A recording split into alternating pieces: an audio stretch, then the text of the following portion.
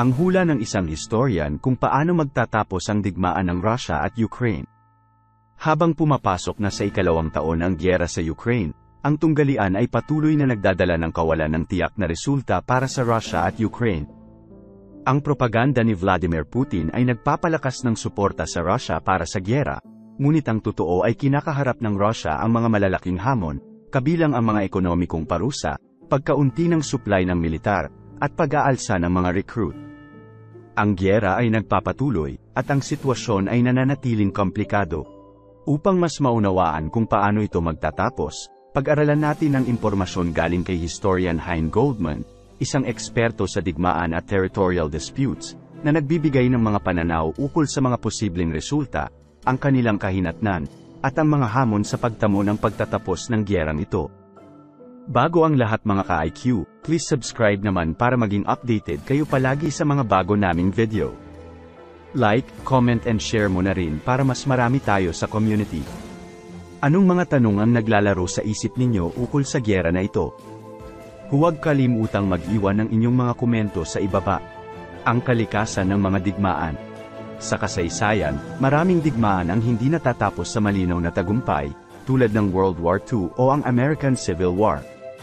Sa karamihan ng kaso, parehong panig ay nagsusumikap na hindi matalo, nagreresulta sa pagbabago ng mga taktika o patuloy na mga gyera sa mas mababang antas.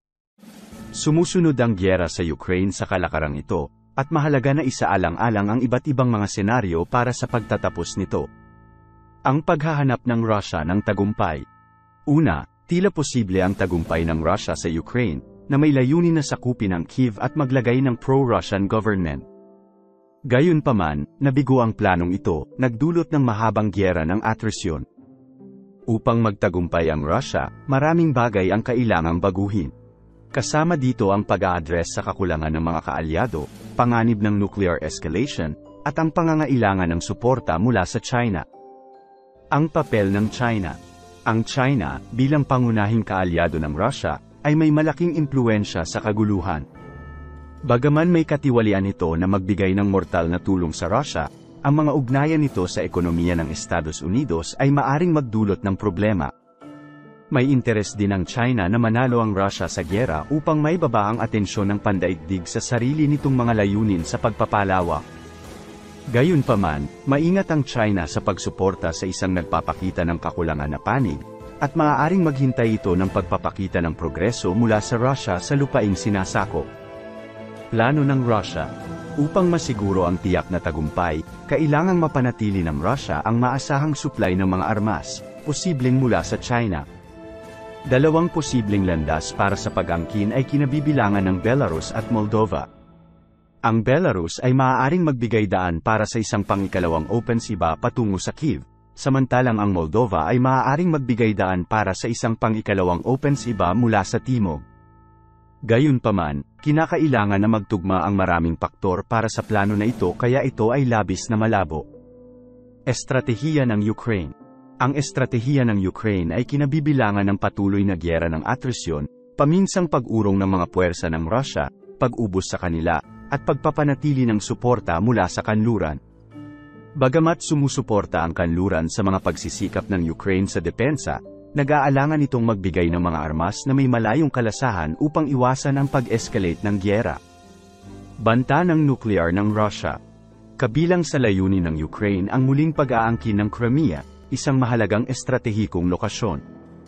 Gayunpaman, maaaring hadlangan ng Russia ang mga plano ng Ukraine dahil sa kakayahan nitong maglunsad ng tactical nuclear strike sa Ukraine. Pag nangyari ito, ito ay magiging mas malaking issue sa buong mundo. Negosasyon.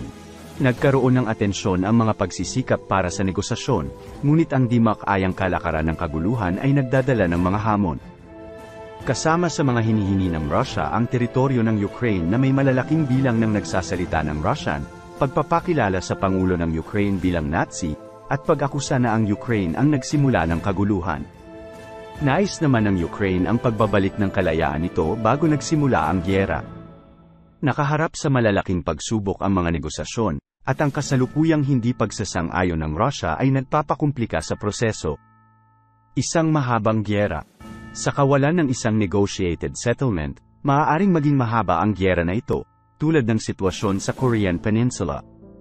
Walang panig ang maaaring magbigay ng decisive blow na nagreresulta sa isang mas mahabang palakasan ng kapangyarihan. Maaaring magpatuloy ang sitwasyon hanggang sa magkaroon ng pagbabago sa pamumuno o pag-usbong ng balanse ng kapangyarihan. Nananatiling hindi tiyak ang kinabukasan ng giyera ng Russia sa Ukraine, na may iba't ibang posibleng resulta. Bagamat ang kaguluhan ay maaaring hindi matapos sa malinis na solusyon, mahalaga na isaalang-alang ang di makayang kalakaran ng giyerang ito.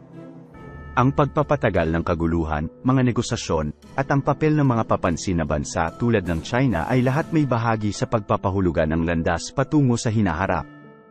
Ang pangwakas na solusyon ay magdedepende sa pag-unlad ng dynamics sa pagitan ng Russia at Ukraine at ang pakikilahok ng pandaigdigang komunidad. Anong mga tanong ang naglalaro sa isip ninyo ukol sa giyera na ito? Huwag kalimutang mag-iwan ng inyong mga komento sa ibaba. Yun lang mga ka-IQ, panuurin nyo rin yung ibang video na na-upload ko na. More to come. Please remember to subscribe para madali nyo ako mahahanap sa susunod.